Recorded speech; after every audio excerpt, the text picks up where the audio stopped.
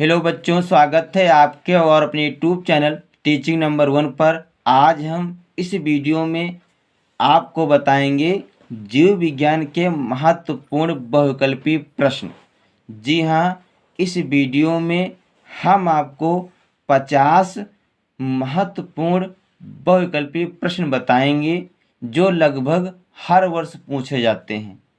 अगर आप हमारा पूरा वीडियो एक बार देख लेते हैं तो आप आसानी से जो भी बहुविकल्पी प्रश्न पेपर में आएंगे उनके आंसर आप लिख देंगे।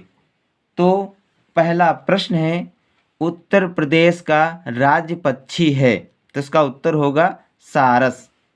अगला प्रश्न है, निम्नलिखित में से कौन सा स्तननी संकटग्रस्त नहीं है? तो पहला ऑप्शन है लाल पांडा, दूसरा है कस्तूरी मृग, तीसरा है नीलगाय, चौथा है भारतीय बबर शेर। तो इसका उत्तर होगा नीलगाय।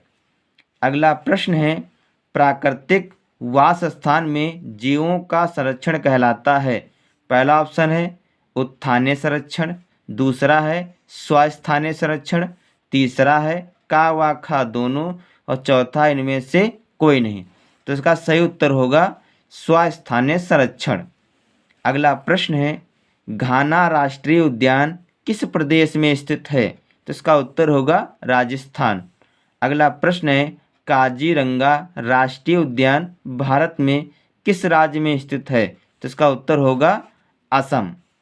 अगला प्रश्न है, एशियाई शेरों के लिए एकमात्र प्राकृतिक वासगिर राष्ट्रीय उद्यान कहाँ पर स्थित है? तो इसका उत्तर होगा गुजरात।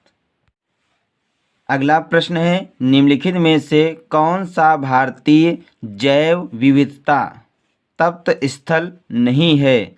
तो का इंडो बर्मा, खा पूर्वी हिमालय, गा पश्चिमी घाट एवं श्रीलंका, घा मेडागास्कर एवं हिंद महासागर द्वीप।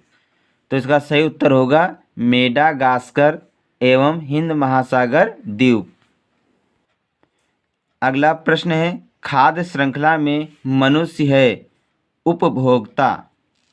प्रश्न 9 है, पारिस्थितिक तंत्र में निरंतर आवश्यकता होती है? तो इसका उत्तर होगा ऊर्जा की। अगला प्रश्न है, खाद्य श्रृंखला की आधारभूत इकाई है? तो इसका उत्तर होगा उत्पादक।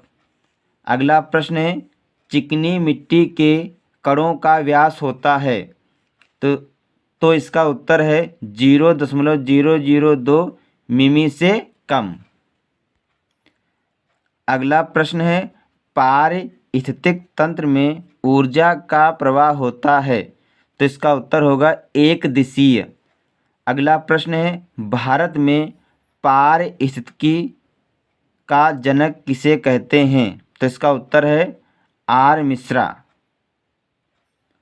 अगला प्रश्न है, पारिस्थितिकी सिद्धांत को प्रतिपादित करने वाले वैज्ञानिक का नाम बताइए? तो इसका उत्तर होगा A.G. टेंसले। अगला प्रश्न है, नेटेलिटी से क्या अभिप्राय है? तो इसका उत्तर होगा जन्म दर। अगला प्रश्न है, एलन के नियम के अनुसार ठंडी जलवायु में रहने वाले स्तनधारियों में सामान्यता होते हैं? तो इसका उत्तर है छोटे अंग और शरीर के उपांग। अगला प्रश्न है, ऐसी पारस्परिक क्रिया जिसमें एक जाति को लाभ होता है और दूसरी को ना लाभ होता है ना हानि, उसे कहते हैं? तो इसका उत्तर होगा सहभोजिता।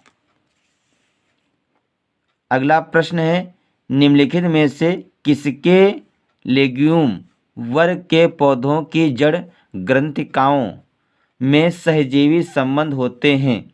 तो का नंबर राइजोबियम, खा नंबर एजोटोबैक्टर, गा नंबर स्यूडोमोनास, घा नंबर ये सभी।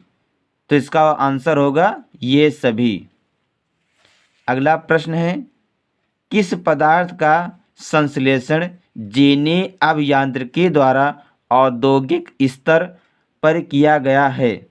तो पहला ऑप्शन है मानव वृद्धि हार्मोन, दूसरा ऑप्शन है इंसुलिन, तीसरा ऑप्शन है इंटरफेरॉन, चौथा ऑप्शन है इन सभी का। तो इसका उत्तर होगा इन सभी का। अगला प्रश्न है बीटी टॉक्सिन किस जीवाणु से बनता है? तो इसका उत्तर होगा बैसिलस थुरिजिएंसिस। अगला प्रश्न है पौधों में अपतरणनाशी प्रतिरोधक जीन होता है। तो पहला ऑप्शन है सीटी, दूसरा है एमटी, तीसरा है बीटी और चौथा है जीएसटी। तो इसका उत्तर क्या होगा? जीएसटी।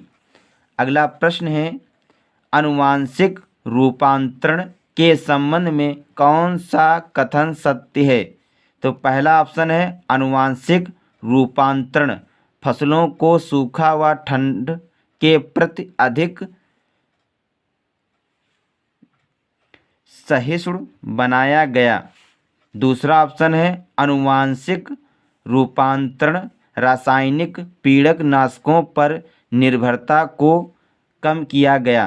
तीसरा ऑप्शन है आनुवांशिक रूपांतरण खाद्य पदार्थों के पौष्टिक स्तर में वृद्धि किया गया। और चौथा ऑप्शन है उपभोक्त सभी। तो इसका सही उत्तर होगा उपभोक्त सभी। अगला प्रश्न है बायोरिएक्टर में वृद्धि के लिए कायम रखने वाली अनुकूलतम परिस्थितियों में निम्नलिखित में से कौन सी नहीं है? तो पहला ऑप्शन है तापमान, दूसरा है विटामिन, तीसरा है लवण, चौथा इनमें से कोई नहीं। तो कौन सा ऑप्शन सही है? इनमें से कोई नहीं। अगला प्रश्न है जेनेटिक इंजीनियरिंग का उपयोग होता है। तो पहला ऑप्शन है कृषि के क्षेत्र में, दूसरा चिकित्सा में, तीसरा पारजीवी जीव में, चौथा उपभोक्त सभी में। तो इसका उत्तर होगा उपभोक्त सभी में। अगला प्रश्न है कौन सा एंजाइम डीएनए को विशिष्ट जगह पर काटने के लिए जाना जाता है? तो इसका उत्तर होगा एंडोन्यूक्लिएज।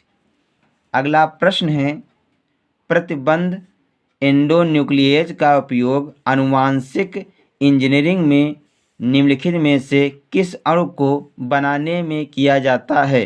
तो इसका उत्तर होगा डीएनए के पुनर्योजन अणु।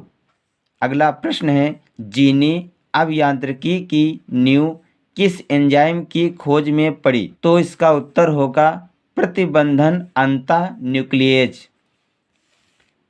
अगला प्रश्न है जंतु कोशिकाओं में क्लोनिंग के लिए उपयुक्त संवाहक है।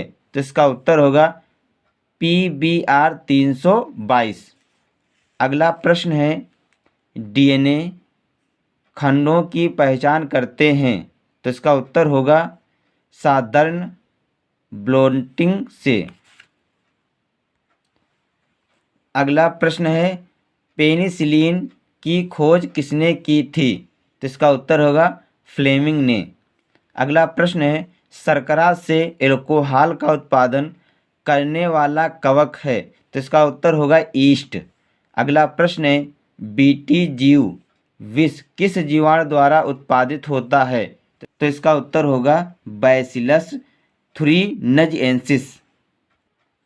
अगला प्रश्न है प्रतिजैविकों को मुख्यतया प्राप्त किया जाता है। तो इसका उत्तर होगा जीवाणुओं से।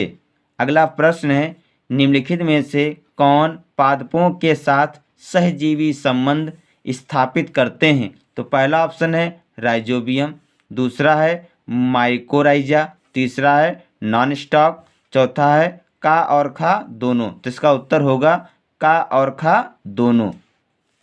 अगला प्रश्न है निम्नलिखित में से कौन सा एक जैव निम्नीकरण ब्रैकेट में लिखेंगे जैव विघटित ब्रैकेट बंद प्रदूषक है? तो पहला ऑप्शन है प्लास्टिक, दूसरा है एस्बेस्टॉस, तीसरा है वाहित मल, चौथा ई कचरा। तो सही उत्तर होगा वाहित मल। अगला प्रश्न है आनुवांशिकता रूपांतरित पौधा है। तो इसका उत्तर होगा बीटी कपास। अगला प्रश्न है बैक्टीरिया द्वारा किण्वित फूले आटे का उभरा हुआ रूप कौन सी गैस बनने के कारण होता है?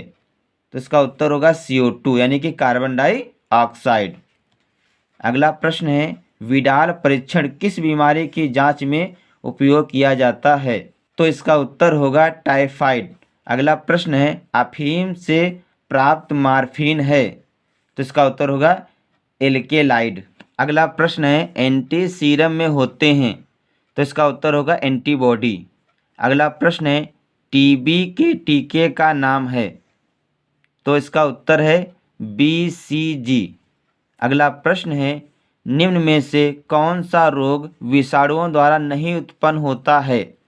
तो पहला ऑप्शन है पोलियो, दूसरा है चेचक, तीसरा है एड्स, चौथा है टीबी। तो इसका उत्तर होगा टीबी। तो प्रश्न है, एडिज इजिप्टियाई वाहक है? तो इसका उत्तर होगा डेंगू बुखार का। अगला प्रश्न है, पीत ज्वर का वाहक है? तो इसका उत्तर होगा एडीज। फिर अगला प्रश्न है, चिकनगुनिया विषाणु का वाहक है? तो इसका उत्तर होगा एडीज मच्छर। अगला प्रश्न है, निंद्रा रोग किस जंतु के द्वारा होता है? तो इसका उत्तर होगा ट्रिपैनोसोमा। अगला प्रश्न है, ब्रह्मांड की उत्पत्ति से संबंधित बिग बैंग परिकल्पना किसने प्रतिपादित की थी? तो इसका उत्तर होगा A.B. लेमेत्र ने। अगला प्रश्न है, मिलर के प्रयोग में हाइड्रोजन, अमोनिया तथा मीथेन में अनुपात था 2:1:2। अगला प्रश्न है, पुनरावृत्ति सिद्धांत को प्रतिपादित करने वाले वैज्ञानिक का नाम है? तो इसका उत्तर होगा हीकल। अगला प्रश्न है, निम्नलिखित में से किसका सिद्धांत जीवन की उत्पत्ति से संबंधित नहीं है? तो पहला ऑप्शन है स्टेनले मिलर, दूसरा ऑप्शन है A.I. ओपेरिन, तीसरा है J.B.S. हेल्डेन, चौथा है माल्थस। तो इसका उत्तर होगा माल्थस। तो बच्चों, इस वीडियो में हमने आपको 50 महत्वपूर्ण बहुविकल्पी प्रश्न बताए हैं जो जीव विज्ञान में लगभग हर वर्ष पूछे जाते हैं। आशा करता हूँ कि मेरा वीडियो आपको अच्छा लगेगा। अगर मेरा वीडियो आपको अच्छा लगे तो इसे लाइक, शेयर और सब्सक्राइब ज़रूर करें। मिलते हैं अगले वीडियो में नए टॉपिक के साथ। तब तक के लिए जय हिंद, जय भारत।